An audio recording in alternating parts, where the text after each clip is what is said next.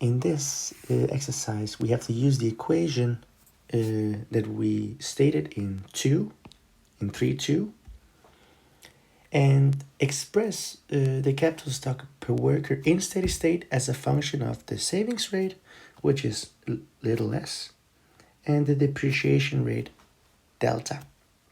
So what to do here? Well, first of all, we write up our condition from 3.2, which I have written here. Delta K over N is equal to the savings rate times the output per worker.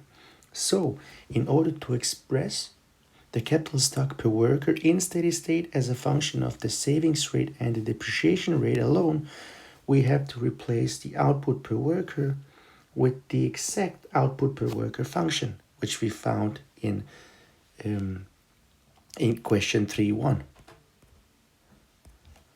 So if we do so, we get delta times K over N is equal to the savings rate times the capital per worker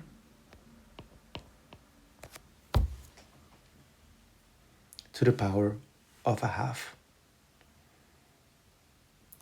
And then we solve for the capital stock per worker. So I divide by K over N to the power of a half on both the left-hand side and the right-hand side. So these two cancels out. And then I get delta times K over N over K over N to the power of a half is equal to the savings rate,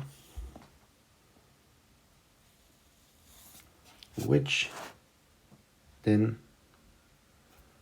is the same as, so now what I do is that I divide by with the depreciation rate on both the left and right hand side. And here we get this, we can simplify. This is the same as K over N to the power of a half. And on the right hand side, we get the savings rate over the depreciation rate.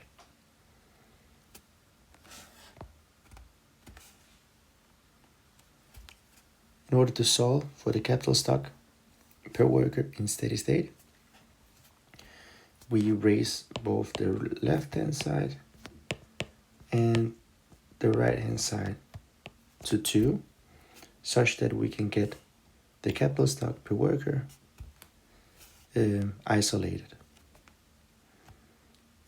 If we do so, we get that the capital stock per worker in steady state is equal to the savings rate over delta to the power of 2. And because we're in steady state, we write K star over N just to mark that we are in steady state.